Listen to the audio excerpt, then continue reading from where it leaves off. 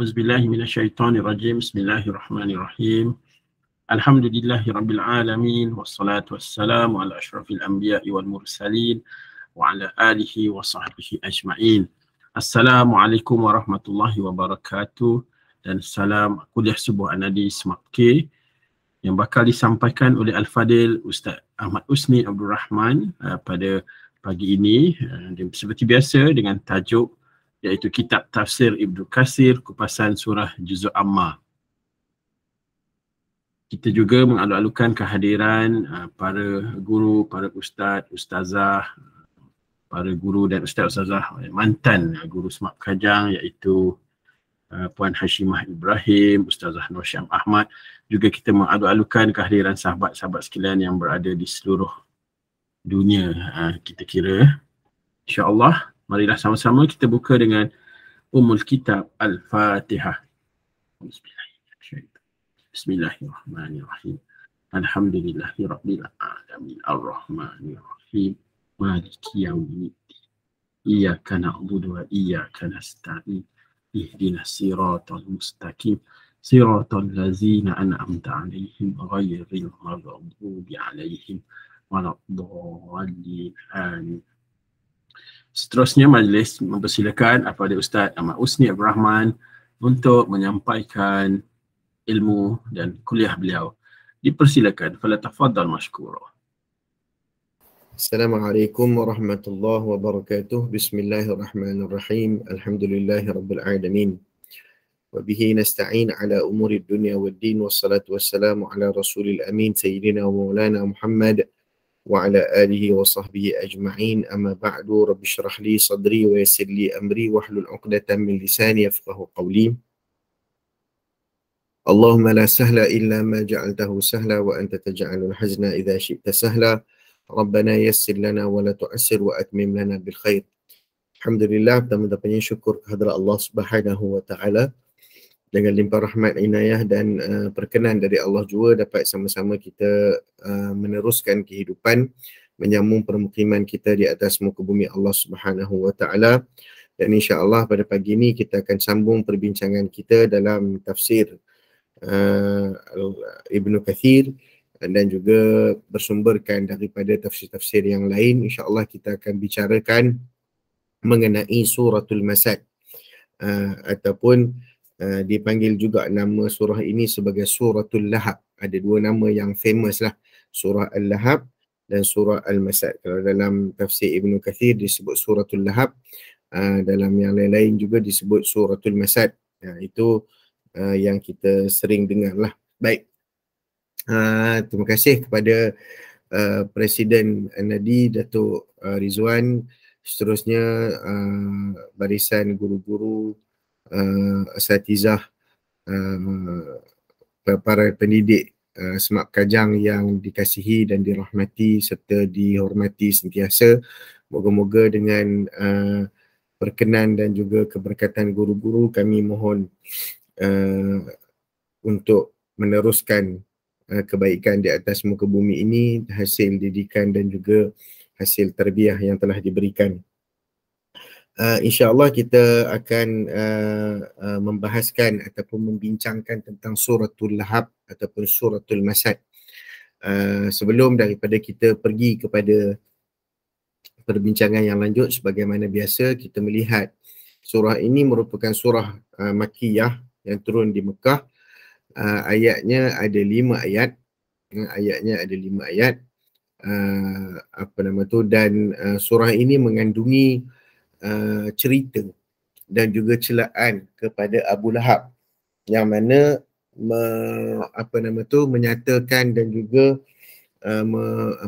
melakukan permusuhan yang sangat-sangat hebat kepada Nabi SAW, meskipun dia tergolong dalam golongan ahli keluarga baginda SAW, dalam kaum keluarga kerabat baginda Nabi SAW, sebab dia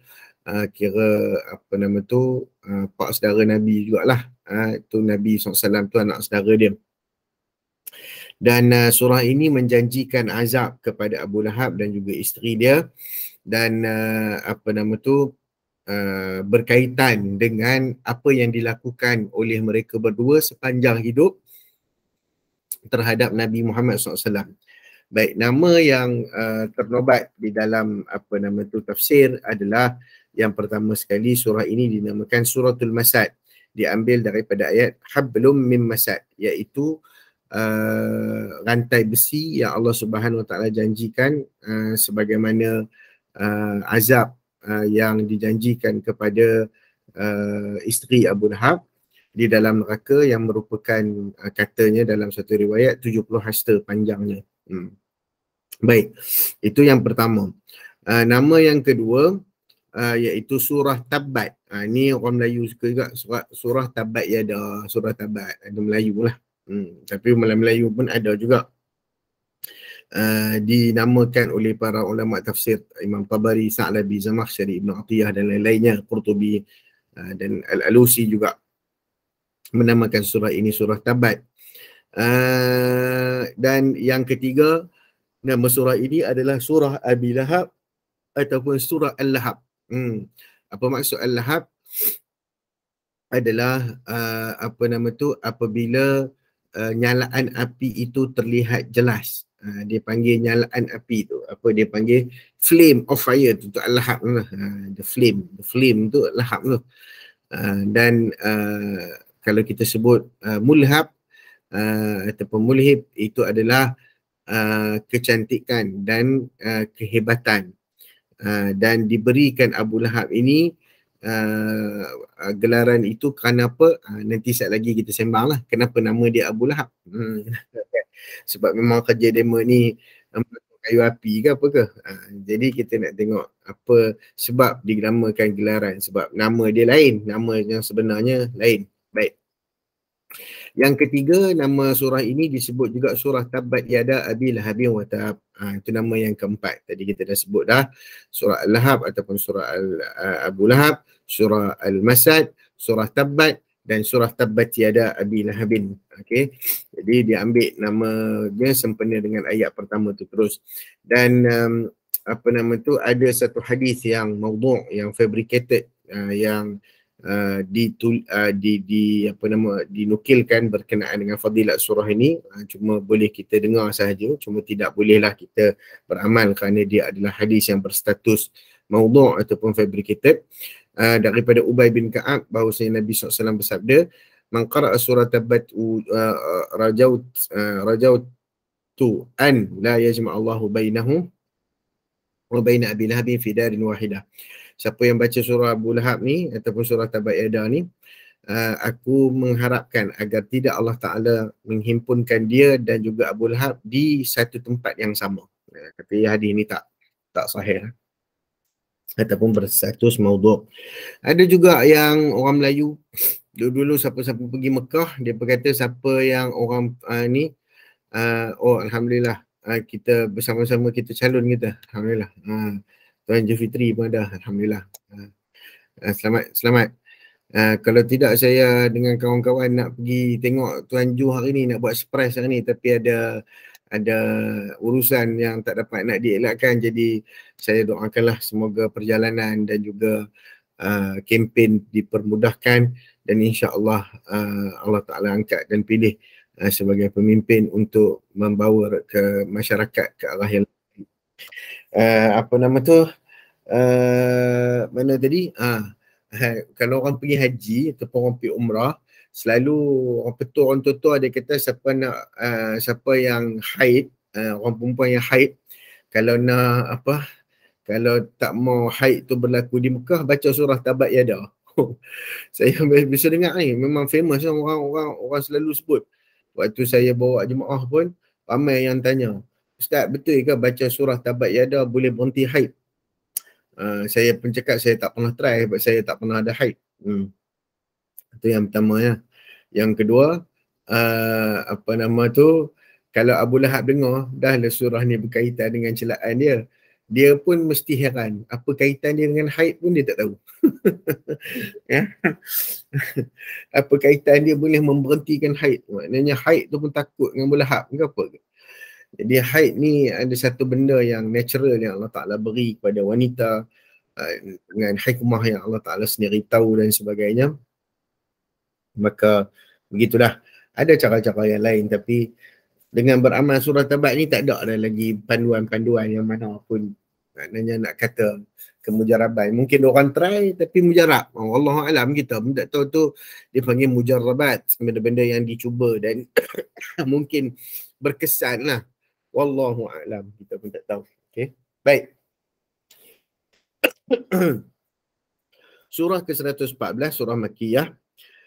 قال الله تعالى في محكم التنزيل بعد أعوذ بالله من الشيطان الرجيم بسم الله الرحمن الرحيم تبت يدا أبي لهب وتب ما أغنى عنه ماله وما كسب سيصلى نارا ذات لهب وامرأته حمالة الحطب في جيدها حبل من مسد.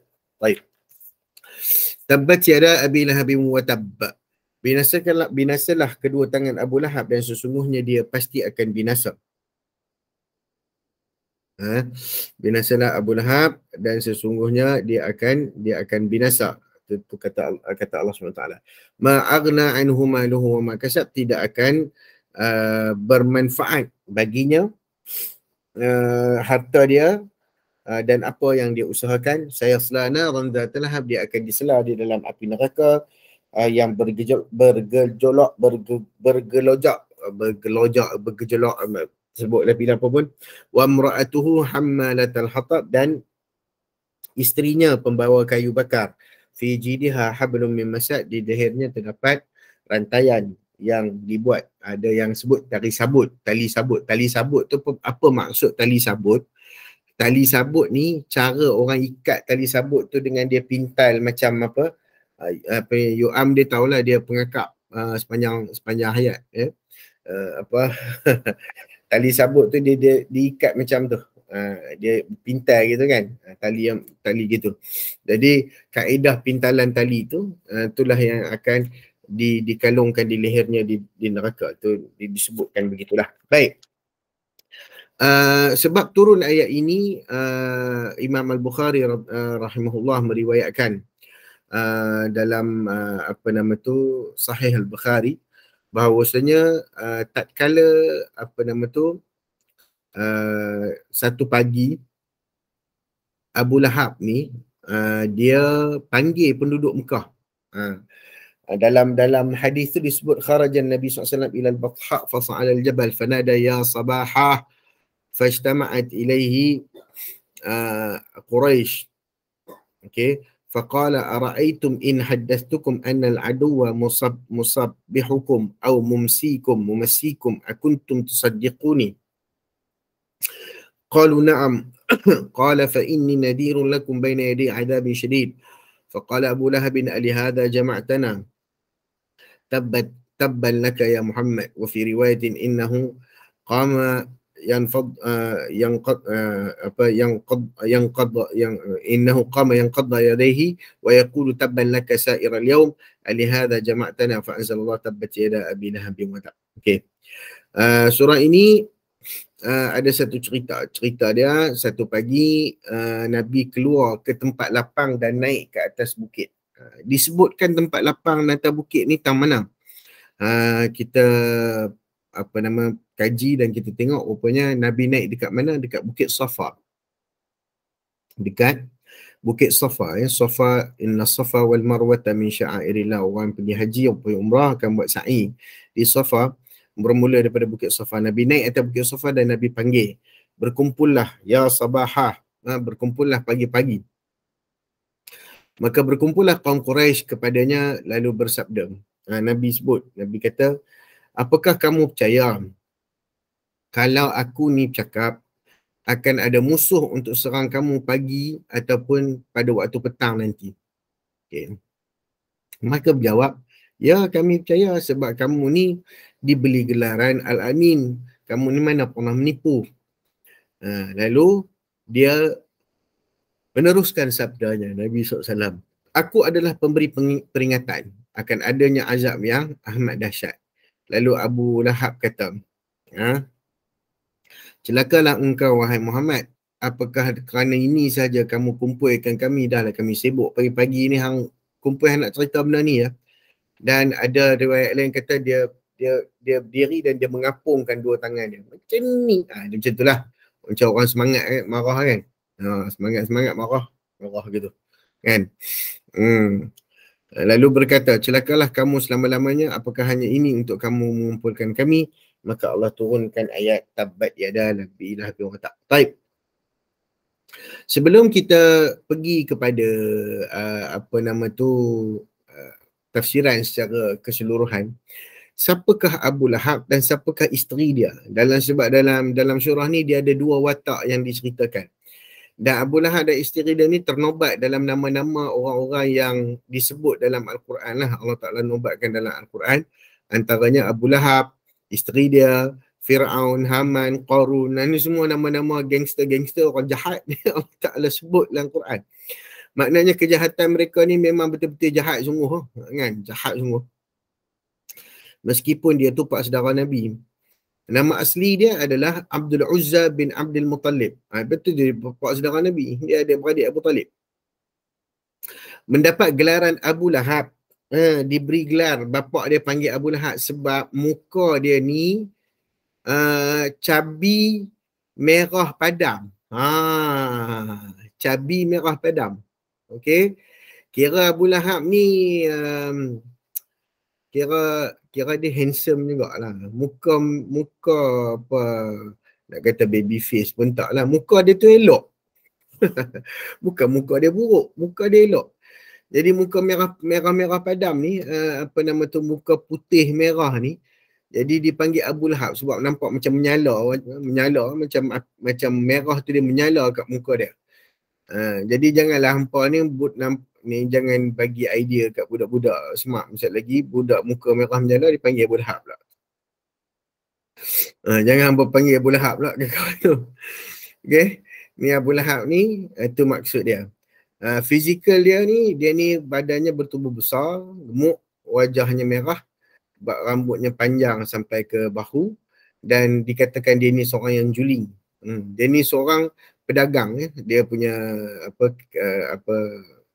kerja dia adalah dia berdagang dan memang hubungannya dengan Rasulullah SAW dia adalah bapa Nabi, pak saudara Nabi, abang pada pak dia, mantan besan mertua Ummul Kulsum dan Ruqayyah, dan dia ni tuan kepada budak yang hamba yang menyusui Nabi SAW sebelum Halimatus Sa'diyah. Nama yang menyusukan Nabi tu Suwaibah. Taib. Ni Abu Lahab. Okay. Sebelum dia memusuhi Nabi, dia sangat sayang sehingga kan dia membebaskan hambanya itu kerana terlalu gembira dengan kelahiran Nabi SAW dan menganggapnya sebagai adik pengganti kepada Abdullah bin Abdul Muttalib, dan dia minta kahwin pula dengan anak Nabi, Utbah dan Utaibah. Itu dia punya ni. Okay. Sikapnya kepada Nabi SAW setelah dia jadi Nabi. Apa dia? Dia menentang Nabi dengan keras tokoh Bani Hashim dan Bani Muttalib yang tidak mahu melindungi Nabi SAW, dan banyaklah dia buat boykot Bani Hashim, Bani Abdul Muttalib, dan menyerahkan seluruh harta untuk peperangan Badar, Al-Kubra. Macam-macam lah kata dia mati dia dalam keadaan ada kata macam-macam bentuk lah. Ada kata sakit, ada kata sakit jantung, ada kata macam-macam lah macam-macam dia punya sebab mati dah. Ala kullin. Isteri dia, siapa dia, wamra'atuhu tu, isteri yang disebut lah ayat yang sama. Kan? Yang syu'nya surah ni dibacakan sendiri oleh isteri dia kepada Abu Lahab bila dengar surah ni daripada Nabi SAW. Lepas tu isteri dia Ummu Jamil pergi habaq kat ni, kata bang, ada surah, ada pula ayat turun pasal abang. Apa dia? Dia pun baca tabbat yada. Isteri dia sendiri kutuk tu lelaki dia. Baca tabbat yada Abi Lahab wa tab. Kan? Nama isteri dia Arwa binti Harb, adik-beradik pada Abu Sufyan bin Harb bin Umayyah. Memang orang hebat-hebat lah dia puan ni. Memang keturunan the forefathers of Quraisy, orang-orang yang paling hebat dalam Quraisy. Jadi dia ni kerja dia tak ada apa, dia duduk buat kerja-kerja kampung gitu, dan keahliannya adalah bersajak. Dia ni pandai bersajak. Okey. Pandai bersajak. Apa sajak dia bila mana Nabi SAW tu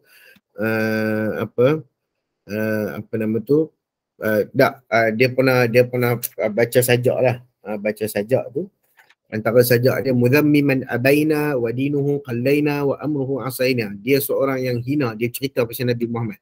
Dia seorang yang hina yang kami abaikan, wa dinuhu qallaina, agamanya kami kecil-kecilkan, kami remehkan, wa amruhu asaina, dan urusan dan arahannya kami tak peduli, kami durhakai. Itu dia punya sajak dia, antara dia lah. Gelarannya Ummu Jamil, ibu segala kecantikan. Okey, gelar yang Allah Ta'ala berikan kepada dia Hammalatul Hatab, pembawa kayu, Hammalatul Hatab lah. Ada orang kata bukan Ummu Jamil, Ummu Qabih, tak apalah. Yang tu Ummu Jamil disebutkan macam Abu Jahal lah, Abul Hakam, bapa kecerdikan, itu dia. Tapi dia tak beriman pada Nabi. Baik. Banyaklah antara benda-benda yang dia suka buat, dia bubuh duri, kalau Nabi lalu kat kawasan tu dia suka bubuh najis-najis dan sebagainya, bubuh sampah-sampah, fitnah Nabi. Dan setiap kali, ini adalah benda yang selalu yang dia memang nak buat. Sejak daripada turun ayat Tabat Yada ni, dia tiap-tiap hari dia kata kalau aku jumpa Nabi Muhammad ni, aku akan bunuh dia. Aku akan bunuh. So satu event bila mana Nabi SAW duduk dengan Abu Bakar Siddiq radhiyallahu anhu dalam dekat sebuah masjid, ketika Abu Bakar tengok Ummu Jamil ni, tengok isteri Abu Lahab ni, dia kata, ya Rasulullah, dia main dah ni, aku takut dia tengok hang, aku takut dia nampak. Sebab orang tahu kan, Mekah tahu, penduduk Mekah tahu bahawasanya memang Ummu Jamil ni akan bunuh Nabi. Setiap kali gitulah, itu dia punya ni. Lalu Nabi kata kepada Abu Bakar, demi Allah dia tak akan pernah nampak aku. Itu dia. Okey. Sebagaimana difirmankan Allah Taala dalam Al-Quran, wa idza qara'tal Quran ja'alna bainaka wa bainal ladzina la yu'minuna bil akhirati hijaban mastura. Dan apabila kamu baca Quran, niscaya kami jadikan antara kamu dan antara musuh-musuh Allah, orang yang tidak beriman dengan kehidupan akhirat, dinding yang tertutup. Kemudian dia datang sampai dekat dengan Abu Bakar, dia tak nampak pun Nabi duduk sebelah. Lalu dia kata, wahai Abu Bakar, aku tahu bahawasanya sahabat engkau ni, best friend kau ni, duk hina aku, duk mencaci aku. Abu Bakar kata, tak, demi Tuhan yang memelihara rumah ini, dia tidak mencacimu. Kemudian dia berpaling, lalu dia kata, kaum Quraisy tahu bahawasanya aku adalah anak perempuan orang besar dalam Quraisy. Itu dia. Jadi dia macam nak katalah, caci aku sangat. Aku yang tahu siapa dia. Orang tahu kan aku siapa, kedudukan aku siapa. Okay, jadi kedudukan, pangkat, harta apa semua ni tak ada jadi apa. Baik. Antara keistimewaan Suratul Lahab ni, Suratul Masad ni, dia adalah kutukan, dia kutuk tapi bahasa dia sangat puitis. Abu Lahab berjiran dengan Rasulullah. Dia duduk dalam satu kejiranan yang sama lah. Dia pakcik dengan anak saudara. Orang dulu kan kahwin muda, kahwin awal. Jadi pakcik tu pun mungkin usia pakcik tu 10-15 tahun lebih tua daripada anak saudara. Jadi tak ada lah jauh sangat beza umur tu. Kan, bukanlah macam pakcik dalam arti kata pakcik yang sekarang. Yang sekarang ni, pakcik yang zaman sekarang ni, umur pakcik tu pun memang 45-50 lah. Panggil pakcik lah. Kan? Tapi zaman-zaman dulu memang mereka duduk dalam keliling Mekah tu lah. Kawasan rumah mereka tu memang berdekatan dan berhampiran. Sebab rumah-rumah mereka tu memang sangat dekat dengan Kaabah. Sebab dulu Kaabah tu center. Keliling tu keluar je daripada kawasan Kaabah tu dah terus kampung orang. Bukan macam suasana yang kita nampak sekarang. Sekarang ni semua dah jauh. Tu tempat-tempat tu semua tu dulu rumah orang. Jadi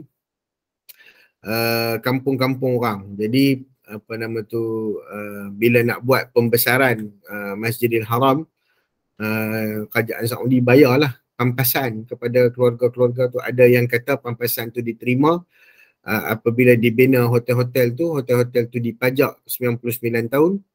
Pajak tu, hasil pajakan tu dapat kat keluarga-keluarga yang diberi tanah, yang dibeli tanahnya untuk dibuat pembesaran masjid. Jadi itu cerita tu tak apalah. Yang pentingnya mereka ni memang duduk around kat situ lah, kawasan situ lah. Jadi dekat ya, dia pun memang berjalan kaki tapi mana pun dalam kat Mekah ni kan. Nak cari Nabi bukan main senang je dia pun nak jumpa Nabi SAW tu, tak ada susah. Itu pemimpin lah, pemimpin patutnya rakyat nak jumpa kena senang, tak boleh lah macam banyak orang protokol kan. Sebab tu Umar bin Abdul Aziz bila dia nak jumpa orang, dia akan jumpa orang di masjid. Itu antara bread and butter dia duduk buat. Dia akan jumpa orang di masjid. Pernah satu ketika dia nak pergi masjid, dia habaq kat anak dia, wahai anak aku nak mengambil rehat sekejap, aku nak tidur sekejap. Sebab apa, aku rasa letih. Sekejap lagi aku nak pergi bangkit, nak mayang luhur, nak pergi semayang zuhur, dan nak berjumpa dengan masyarakat selepas semayang.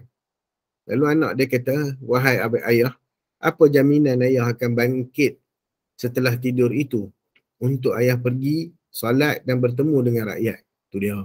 Anak dia serempak dia. Jangan lena. Sekejap lagi tak bangkit. Itu dia. Jadi itulah maknanya mudahnya Nabi SAW bertemu dengan rakyat dan masyarakat. Penetapan Abu Lahab sejajar dengan Fir'aun. Tadi kita dah sebut. Dan tengok. Ni antara dia punya ni bunyi surah ni. Kalau kita tengok pemilihan kata-kata yang Allah Ta'ala susun dalam surah ni. Tabbat. Kan? Kalau kita baca betul-betul kan. Tabbat yada abi lahabin wa tab. Ma aghna anhu maluhu wa ma kasab. Sayasla naran zat lahab. Wa imra'atuhu hammalatal hatab. Fi jidha hablum min masad. Banyak qalqalah. Banyak benda-benda yang bunyinya tafashi ataupun bunyi dia tak pak macam meletup-letup tu kan. Dia bunyi seumpama kayu yang dibakar dan bunyi gesekkan tali. Itu nampak. Antara benda-benda yang special lah. Okey. Ni baik. Jadi ayat yang pertama kita telah pun faham. Bila mana Abu Lahab cerca Nabi, Allah Subhanahu Wa Taala turunkan ayat ini, binasalah kedua tangan Abu Lahab dan sesungguhnya dia akan binasa. Okey, sebagai kutukan kepada Abu Lahab dan juga yang kedua itu, yang pertama tu tabat, yang pertama tu kutukan, yang kedua itu hal Abu Lahab dia akan binasa. Okey, keadaan dia. Okey.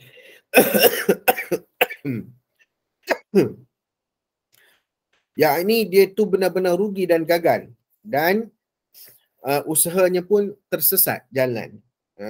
Akan tersesat segala usaha dia. Ma aghna anhu maluhu wa ma kasab, tidak akan kaya, tidak akan berfaedah, tidak akan bermanfaat bagi dia segala maluhu, harta benda dia, sebab dia seorang pedagang, orang yang kaya, ahli korporat di Mekah, dan segala yang dia usahakan. Apa yang dia usahakan? Yakni anak dia. Sebab apa? Sebab dia pernah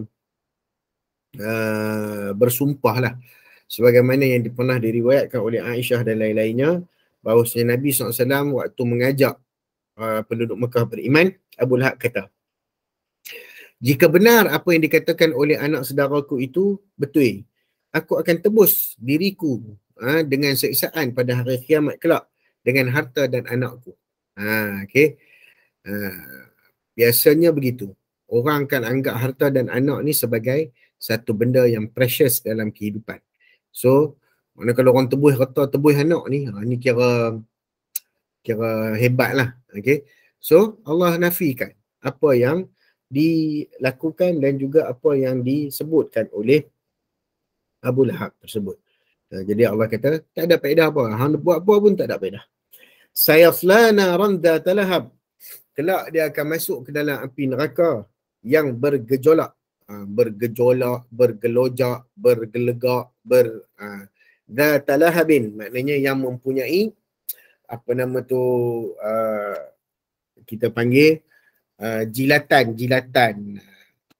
nyalaan. Itulah api neraka yang menyala, yang memiliki bunga api yang besar dan daya bakar yang sangat panas. Tu akan disayasla, dia akan duduk dalam tu, akan disela dalam api neraka. Wa mra'atuhu, begitu juga perempuan dia, iaitu isteri dia, hammalatal hatab, yang kerjanya duk bawa kayu api. Dan isterinya termasuk di kalangan perempuan Quraisy yang terhormat, macam kita sebut dah tadi. Orang kebanyakan, bukan orang kebanyakan, orang ada, orang kayangan lah, bahasa sekarang orang-orang kayangan Quraisy. Dan adik perempuan kepada Abu Sufyan, dia ni memang accomplice suami dia. Dia memang pembantu tegar suami dia lah dalam kekufuran, keingkaran, dan Nabi lawan Nabi. Dia memang penyokong tegar lah, penyokong setia. Ni bukan setia dengan kebenaran, ni panggil setia dengan kebatilan. Dia setia sungguh, duk sokong suami dia. Jadi dekat hari akhirat nanti dikatakan, dia ni bawa kayu api ni bawa kat mana? Bawa kayu api, bakar sekali dia dengan suami dia dalam neraka. Tu cerita dia. Maknanya surah ni memang bagi tahu completely apa yang mereka bakal berlaku kepada kedua-dua suami isteri ni lah. Dan isterinya yang membawa kayu bakar dan menyerahkan kepada suaminya untuk menambah berat apa yang dialaminya itu, sedang dia sentiasa siap melakukan hal tersebut. Itu dia. Maknanya prepare, pasal dia sokong untuk lelaki dia, maka dia akan menyokong juga siksaan yang diterima oleh husband dia ataupun syaband dia dekat dalam neraka. Itu dia lah. Fi jidha hablum min masad, di lehernya ada tali ataupun ada rantai yang diperbuat daripada sabut. Kata gitulah. Baik. Ada yang kata disebutkan maksud hammalatul hatab, dia bawa kayu tu apa? Dia suka mengadu domba. Maksudnya dia suka duk cerita, bawa cerita pasal Nabi, bawa cerita, dan dia letak duri dan juga najis di kawasan yang sering dilalui oleh Nabi SAW. Dan ada kata fi jidha tu menggambarkan keadaan kekayaan dia. Dia banyak kalung-kalung, dia banyak rantai yang mewah-mewah yang dia duk pakai. Dan dia pernah kata apa? Aku dermakan kalungku ini untuk memusuhi Muhammad. Tu dia. Rupanya orang derma barang kemas ni nak buat satu kempen kan, nak buat satu perjuangan ni lama lah. Tak? Kita dah dengar dulu. Ni bukan kempen ni saja cerita. Orang dulu nak dapatkan kemerdekaan, depa nak hantar orang pergi berunding tu, depa jual depa gadai, depa bagi barang kemas nak beli tiket. Calang-calang dulu zaman tu kan. Ya, zaman tu. Jadi tak apalah yang tu, tapi yang lepas pada naik jadi pemimpin tu makan duit orang tu, tu tak mau tu. Kan orang dah berkorban pun kat hang, lepas tu jadi pemimpin hang makan pula duit orang. Tu tak betul kan. Tapi kalau kita belanja harta untuk ni, okey. Umar bin Abdul Aziz, isteri dia, pernah dia punya barang kemas digadaikan untuk dijadikan tambahan kepada perbendaharaan harta Baitul Mal. Nampak? Maksudnya begitu sekali orang sanggup mengorbankan harta. Bukan menjadikan kuasa untuk mendapatkan harta. Itu terbalik kan. Kuasa bukan jalan untuk dapat harta, tetapi kuasa jalan untuk memanfaatkan harta pada jalan Allah. Sehingga Allah Subhanahu Wa Taala meletakkan tali yang seumpama itu di lehernya untuk kerana memusuhi Nabi Muhammad SAW. Ada kata diperbuat daripada sabut neraka. Al-Masad bererti serabut. Urwah bin Zubair mengatakan rantai yang panjangnya 70 hasta. Itu yang saya sebut tadi, 70 hasta panjang tu. Baik. Ada yang kata Fiji diha hablum min masad, antaranya Mujahid, ya, Imam Mujahid menceritakan kalung yang tu kalung besi, ya, kalung besi. Lalu apa nama tu, bila turun ayat ni, panjanglah permusuhan yang dilakukan oleh apa nama Abu Lahab dan isteri dia kepada Nabi Muhammad sallallahu alaihi wasallam. Dan suara Ummu Jamil ni pula memang jenis suara kuat, jenis suara yang tinggi, jadi dia mampu mendominasi. Ya. Orang yang ada suara tinggi ni biasanya boleh mendominasi orang lain. Dengan suara tinggi dah diangkat suara, orang yang jenis senyap-senyap ni pakai senyap lah. Dia kata tak payah sembang, baik dia. Dia macam tu biasa kan. Karakteristik ni dalam surah ni banyak kita dapat pelajari karakteristik manusia. Karakteristik dia, dalam karakteristik kita boleh ambil the positive side of the characteristic, and of course dalam ayat ni Allah Ta'ala cerita the negative side of the characteristic. Tetapi dalam masa yang sama kita boleh ambil macam-macam pengajaran, sempadan. Kita boleh belajar daripada apa nama tu, psikologi orang jahat sebagainya kan. Jadi kita dah kenal, bila kita dah kenal kita boleh prepare dengan apa yang makar yang orang duk buat, orang duk cuba usahakan untuk menjatuhkan segala kerja-kerja kebajikan dan kebaikan. Okey. Dan menyimpulkan surah ini, kata Imam Ibn Katsir, para ulama menyebut dalam surah ini terkandung mukjizat yang sangat nyata tentang kenabian, di mana sejak firman Allah Subhanahu Wa Taala turun, Allah mengkhabarkannya bahawasanya mereka berdua ni ataupun salah satu daripada kedua-duanya tidak akan beriman secara batin ataupun secara terang-terang, dan ini adalah bukti yang jelas bila mana Nabi menceritakan tentang sesuatu yang akan berada di masa depan, iaitu bila Nabi bagi tahu sesuatu yang akan berada di bersifat futuristik.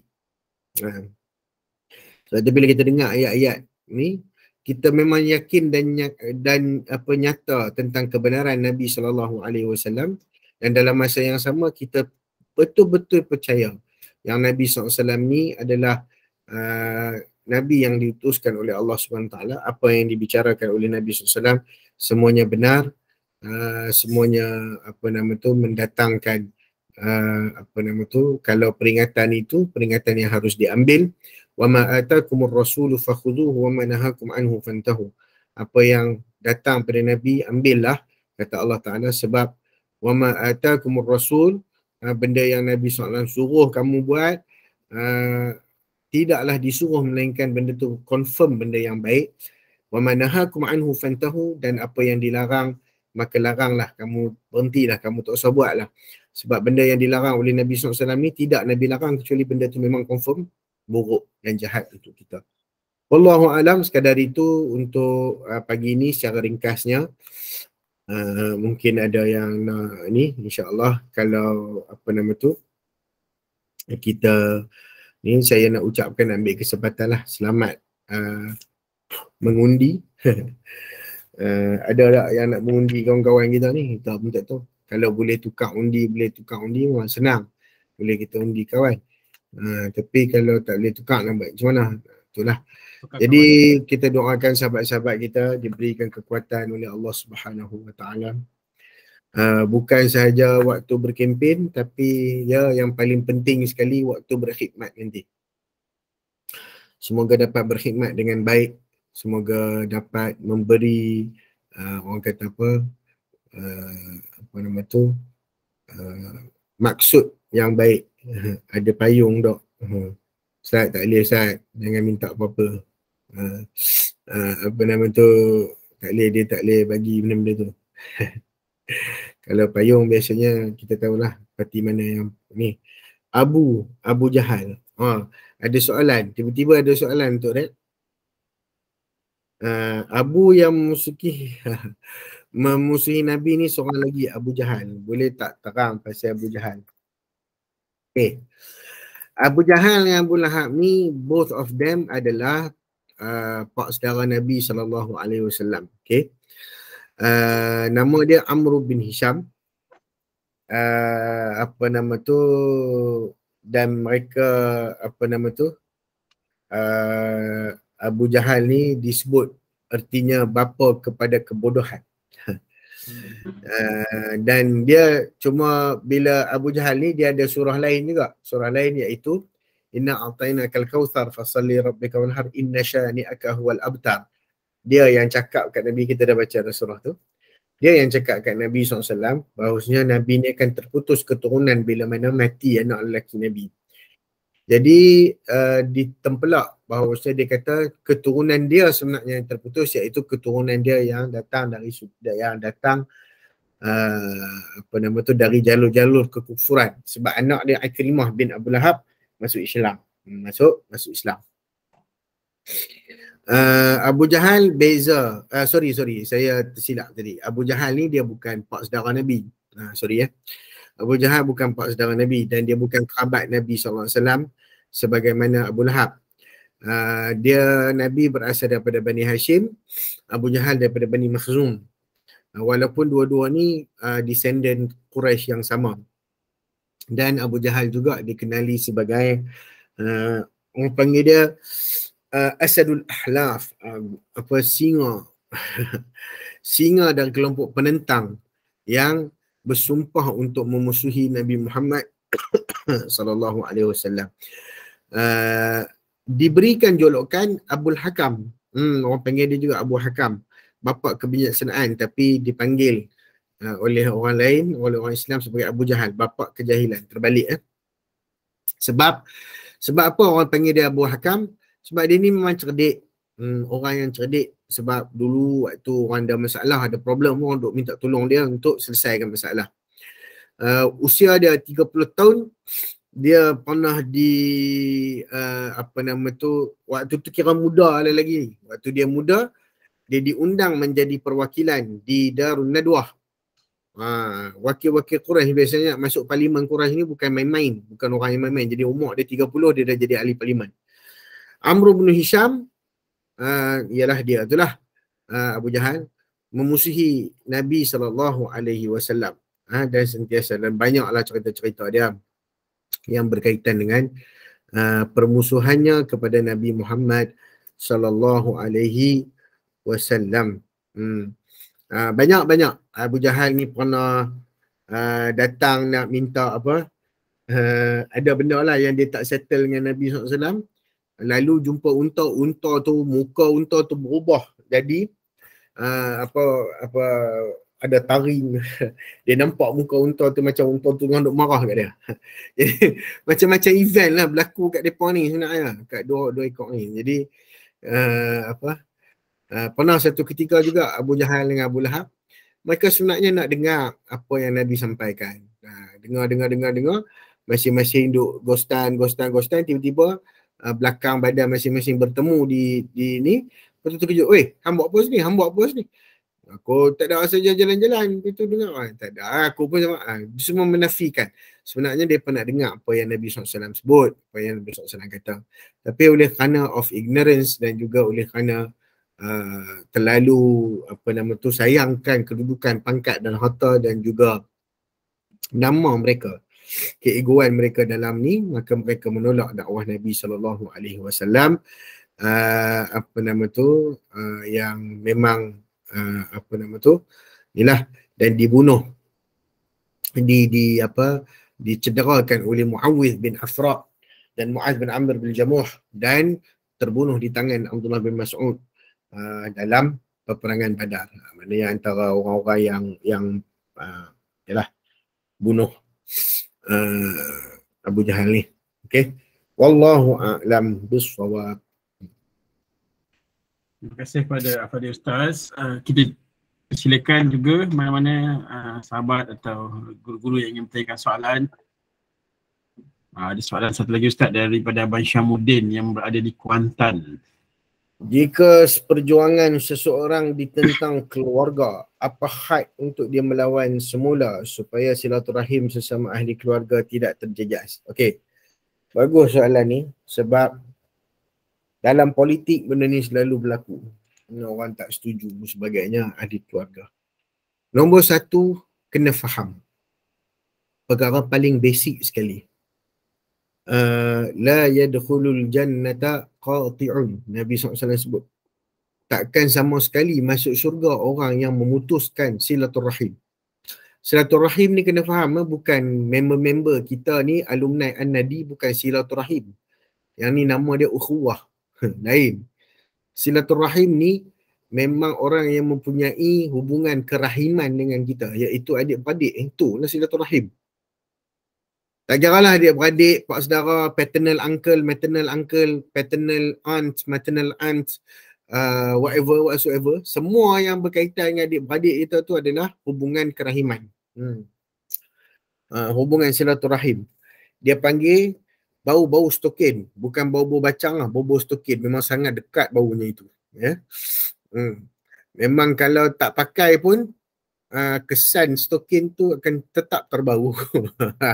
Itu yang nak menggambarkan, bukan takat bau-bau bacang ni. Memang confirm berbaunya. Memang dekat sangat. So the first thing that we have to understand is tak boleh kita putuskan silaturahim whatsoever.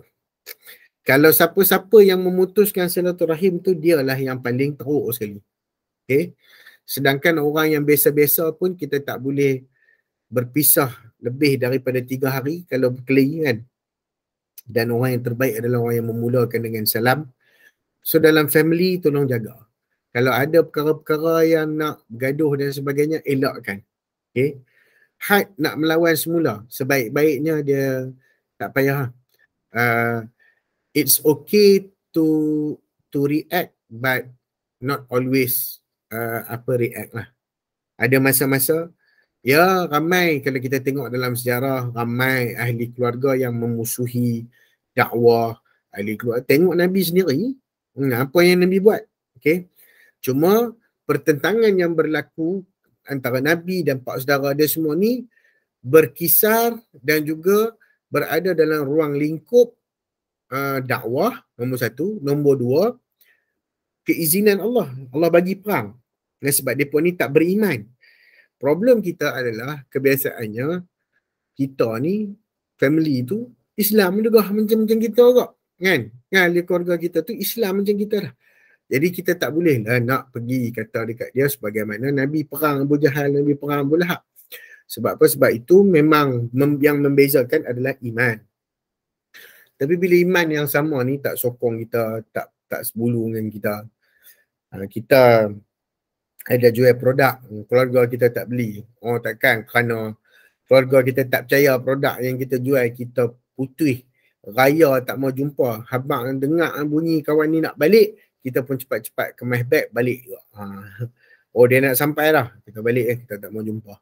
Tak, itu tak boleh berlaku. Keluarga macam biasa, tetaplah dengan istilah kekeluargaan. Jangan disebabkan oleh perbezaan parti ke, perbezaan perjuangan ke, perbezaan apa ke yang tidak mengeluarkan orang tu daripada agama. Yang boleh kita musuh habis-habisan ni kalau dia meninggalkan agama. Tapi kalau selagi mana dia masih berlafaz dengan syahadah, dia masih lagi salat, dia masih lagi puasa, dia masih lagi zakat, dia masih lagi pergi tunai haji, dia masih lagi buat, dia masih lagi tidak mengingkari urusan agama secara ni, maka kita tak boleh memusuhi dia. Bahkan kita kena ajak dia kembali kepada agama kalau dia berada dalam keadaan yang sesat. Ya, jadi jagalah, jangan timbulkan perkelahian. Kalau ada isu-isu yang berkelahi, kita boleh claim, kita boleh cakap, tapi kalau contoh dalam WhatsApp, saya bagi contoh tu lah, dalam WhatsApp, kadang-kadang duk claim WhatsApp kan, bubuhlah emoticon, bubuh emoticon supaya orang baca tu, sila baca dengan keadaan emoticon di bawah. Maknanya gurau-gurau, gitulah. Kita tidaklah menyatakan benda tu sebagai satu benda yang serius. Kalau betul-betul, kita kena pergi ke depan, pergi tanya, kenapa? Saya macam ni, saya percaya macam ni. Abang percaya macam ni, abang percaya macam ni. Jadi saya nak buat macam mana? Abang tak boleh lah nak ni. kita adik-beradik ni tak ada hubungan. Masa kita kecil-kecil dulu ada tak kita berkelahi macam ni? Perjuangan saya macam ni. Waktu kita berkelahi dulu pasal apa? Berebut mainan je bang. Maknanya kita ingat balik apa yang sebenarnya. Dan apakah ini yang mak bapak kita nak? Kita lahir daripada perut satu mak. Contoh tu kalau adik-beradik kan. Kalau ada keluarga lain pula, isteri pula pun susah juga kan. Tapi saya nampak tak ada masalah. Kalau bercakap soal politik, saya dulu tengok mak dengan ayah saya, mak saya UMNO, pak saya PAS. Nak kata UMNO, kuat dulu, bukan sikit-sikit lah, kan. Tapi saya tengok tak ada apa-apa harmoni ya. Ayah saya kutuk UMNO depan-depan mak saya pun kutuk orang PAS depan-depan dia. Tak ada apa-apa. Makan sekali juga, duduk makan juga. Tak ada lah pak saya pergi masak lain, mak saya masak lain. Lepas tu banding pula dengan anak-anak. Tengok ni siapa dia masak sedap lagi, PAS ke UMNO? Tak macam tu. Maknanya biasa lah. Kita apa-apa pun hubungan keluarga is still number one. Dan kita lah yang memulakan kebaikan itu. Okay. Ada cara yang lain. Kita tidak melibatkan diri kita dalam perdebatan. Maksudnya, kalau ada punca nak berlaku tu, kita awal-awal lagi kita surrender dah. Tak boleh. Tak mahu. Tak payahlah, kita sembang benda lain dah. Okay, kita letakkan isu lain supaya itu tidak menjejaskan. Sebab keluarga, ya kita kena faham. Kawan-kawan, orang yang memang rapat dengan kita pun belum tentu dia akan angkat jenazah kita pergi kubur. Keluarga nak angkat pun. Keluarga juga yang nak tengok anak-anak kita kalau ada anak-anak kecil. Keluarga lah.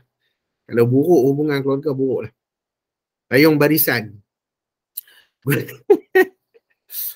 Payung. Tak payahlah payung. Kita naik boat sekarang. Tak main payung dah. Ada soalan lain Ustaz. Kita nak bagi laluan dekat Abang Julfitri untuk Sila. Ada lagi soalan hari ni. Okey, Ustaz jawab soalan Abang Azam 30 saat. Lepas tu kita bagi Abang 30 saat. Memilih pemimpin sebagai panduan. Pertama sekali istikharah tuan-tuan istikharah, minta dengan Allah Ta'ala. Nombor 2, kaji latar belakang pemimpin tersebut. Tengok dia punya background dia, ilmu dia, sekolah dia, apa kerja dia. Kadang-kadang tak penting pun, tapi untuk kita mengenali kredibel siapa yang kita akan pilih. Kemudian pilih pemimpin yang kalau dia ni mesti beri manfaat lebih pada orang Islam, kepada ni menghormati agama Islam sebagai agama rasmi dan tidak parti ni bagi saya parti secondary. Tapi yang penting siapa dia. Sebab saya ingat arwah yang saya pernah kata, parti ni tak salah, yang salah orang dalam parti. Orang tu lah, orang. Jadi tengok orang, tengok siapa dia yang kita pilih sebagai pemimpin. Wallahualam. Saya serahkan kepada saudara Julfitri Johar, silakan. Silakan saudara atau Tuan Julfitri Johar untuk menyampaikan sepatah dua kata sebagai tanda penghargaan dari An-Nadi Smart Kajang, dan juga kita rasa mengalalukanlah penyertaan di kalangan An-Nadi Smart K sebagai wakil dalam pilihan raya kali ini, seterusnya menjadi inspirasi untuk orang lain. Silakan saudara Julfitri Johar untuk menyampaikan kata-kata anda. Baik, Assalamualaikum warahmatullahi wabarakatuh. Terima kasih Datuk selaku pengurusi An-Nadi, Saudara Ahmad Husni. Akan sekelas dulu, saya berada di Masjid Bandar Eka Rantau, sedang menggempur kubu di sini. Lepas solat subuh dan juga bersarapan dengan penduduk sekitar Bandar Rantau ataupun Bandar Eka Rantau ni. Terima kasih pada An-Nadi yang memberikan sokongan dan juga peluang pada pagi ini. Sebentar lagi pun saya nak ke Pasar Rantau untuk kempen. Pertama sekali, sudah tentu sebagai orang yang tak pernah masuk politik sebelum ini, saya diminta untuk sama-sama memberikan sumbangan, bukan hanya kepada sumbangan yang terlalu sempit kepada politik kepartian, tetapi juga sumbangan untuk agama, bangsa dan negara. Saya setuju bahawa parti politik ni hanyalah merupakan satu wadah, hanya satu platform, dan ia merupakan ruang ijtihad yang Syekh Rashid Al-Ghanushi sebut sebagai ruang al-faraghat, ruang kosong yang kita boleh pilih, kita boleh buat ijtihad mana-mana ruang yang kita boleh menyumbang. Dan sudah tentu parti politik bukan agama, bukannya benda yang boleh melibatkan akidah dan sebagainya, tetapi ia merupakan ruang untuk kita berjuang dan juga menyumbang mengikut kesesuaian dan juga kepercayaan kita kepada terhadap ideologi sesebuah parti.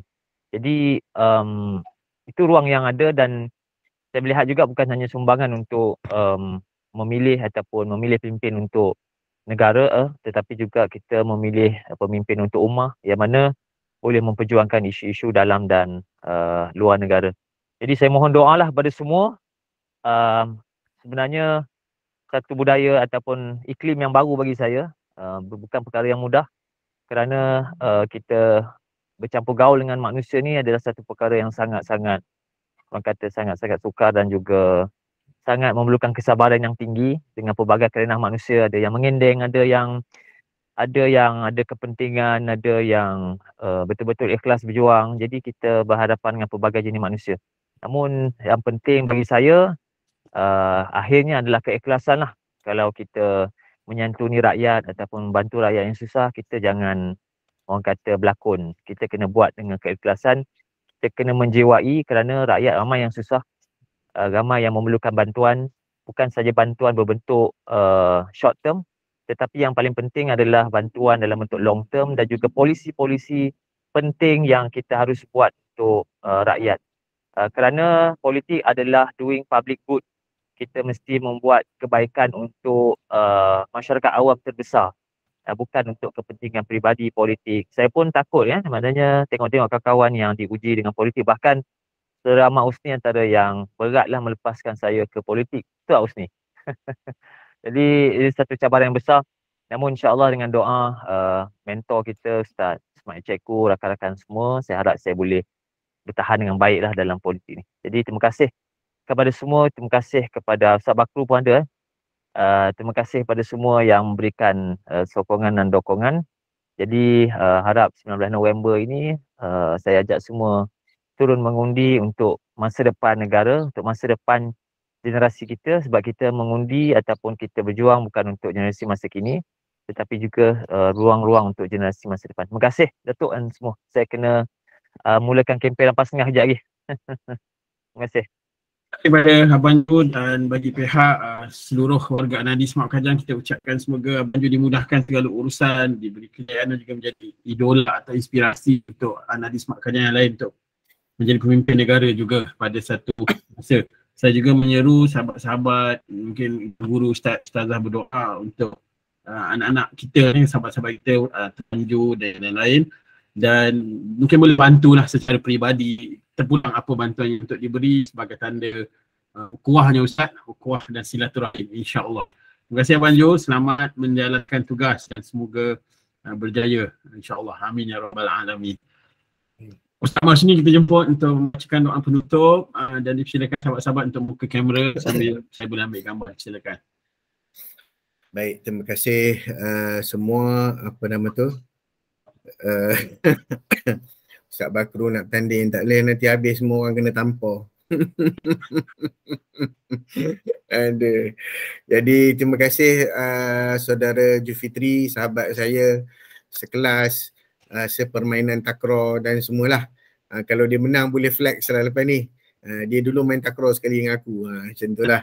Ala kullin, begitulah. Dia tidak akan menjejaskan persahabatan. Dan moga-moga perbincangan kita seusai program-program yang pernah kita lalui, banyak perbincangan saudara Ju tentang masa depan negara, tentang aspirasi dan sebagainya. Kalau kita tak boleh nak bantu dari sudut menjadi pemimpin dan wakil rakyat, ataupun kita tak boleh ke depan, maka kita bantu dengan bagi idea. Jangan membunuh ataupun memusnahkan. Itu tak akan membawa apa-apa kebaikan.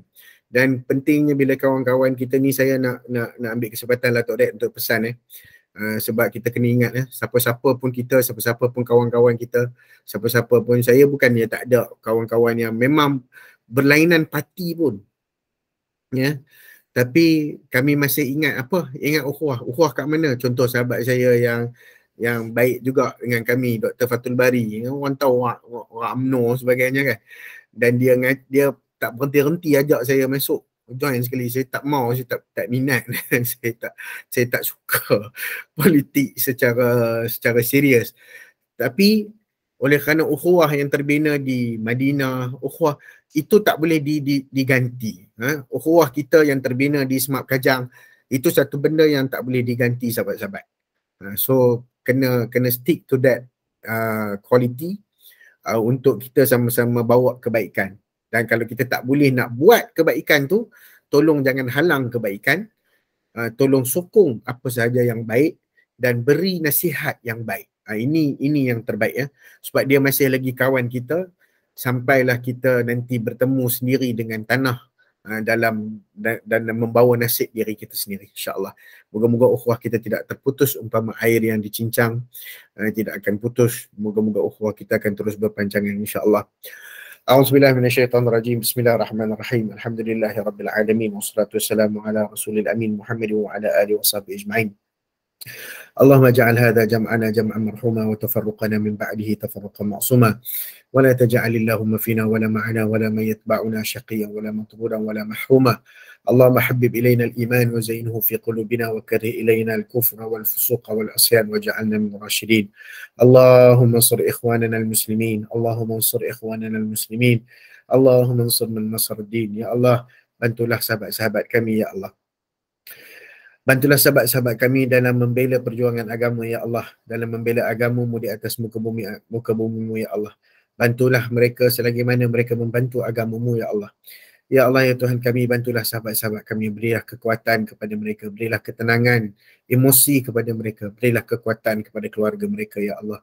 Berilah kekuatan kepada kami semua untuk memberi sokongan dan juga kebaikan kepada mereka, ya Allah. Berilah kekuatan kepada kami untuk menegur jika mereka tersalah jalan. Rabbana hablana hukma wa alhiqna bis salihin.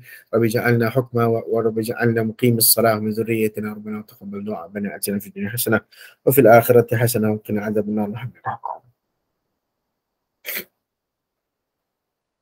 Amin amin ya rabbal alamin. Terima kasih kepada Ustaz Ahmad Husni yang menyampaikan kuliah beliau pada pagi ini, surah Al-Masad. Dan juga terima kasih kepada ustaz-ustaz, cikgu-cikgu yang bersama kita dan sahabat-sahabat yang berada di seluruh negara dan juga seluruh dunia kot, insya-Allah pada pagi ini. Insya-Allah kita jumpa pada bulan hadapan, bulan Disember untuk kuliah seterusnya, dan juga selamat mengundi ya Ustaz pada Sabtu depan, insya-Allah. Akhir kata, mari kita sudahi dengan tasbih kafarah dan surah Wal-Asr. Subhanakallahumma wa asyhadu an la ilaha illa anta. Nak ngapin sekali. Assalamualaikum warahmatullahi wabarakatuh. Okey, kita dah warahmatullahi wabarakatuh. Nanti Ustaz saya buat rekod ni dulu. Okey, boleh sesi selanjutnya.